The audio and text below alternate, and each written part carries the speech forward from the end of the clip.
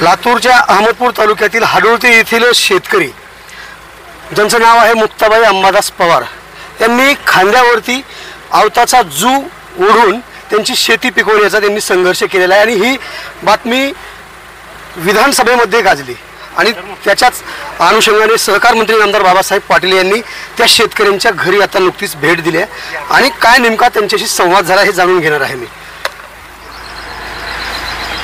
काल 2 दिवसाखाली ही घटना घडली, त्याच्यामुळे आम्ही फोनवर त्यांच्याशी संपर्क साधला होता। त्या पद्धतीने इथं आल्यानंतर आम्ही त्यांचं कर्ज जे होतं ते भरलं आहे, त्यांना नीलची पावती दिलेली आहे। मुलाचा जो त्यांचा काही एक विषय होता म्हणलं त्या मुलाला मला भेटायला हवा, कुठं जागा असेल त्याच्या शिक्षणाप्रमाणे त्याला निश्चितपणे मदत करू। मागही केलं आहे, या गावातले बरेच कर्मचारी संस्थेत आहेत, कारखान्यात आहेत, पतसंस्थेत आहेत, त्याच्यामुळे त्यांनी जरी भेटले तर त्यांनाही मदत करता येईल आपल्याला, तसं काय अडचण नाही। राज्यातले सरासरी शेतकऱ्यांची हीच परिस्थिती आहे, परंतु ज्यावेळेस शेतकऱ्याच्या खांद्यावर जू दिसल्यानंतर शेतकऱ्यांना मदत मिळणार आहे का असं जनतेमधून बोललं जाते साहेब, कसं बघता याकडे? तसं नाही आहे, शेतकऱ्याच्या सोबत माझं सरकार आम्ही आहोतच। अनेक योजना सरकारने शेतकऱ्यासाठी केलेल्या आहेत, खताच्या संदर्भात केलेल्या आहे, बियाण्याच्या संदर्भात केलेलं आहे। सगळे प्रश्न काही एकदा सुटणार असं नाही आहे।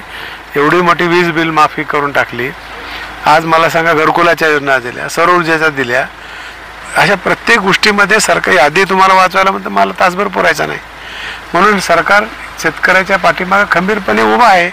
सगळेच प्रश्न एकदाच काही सुटतील असं नाही आहे, पण सोडवायचा आम्ही प्रयत्न केला आणि भविष्यात करूच दे। आपण सरकारच्या वतीनं आपण त्यांचं कर्जमाफी करूच म्हटलं होतं आणि आज आतापर्यंत झालं नाही, त्यांना कोणतीही मदत मिळेल नाही असं सांगितले त्यांनी। तसं नाही आहे, त्यांचं कर्ज जिल्हा मध्यवर्ती बँकेचं आहे।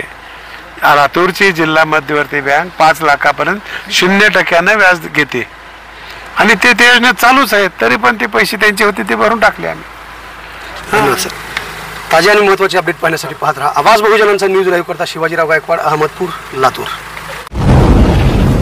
आवाज बहुजनांचा।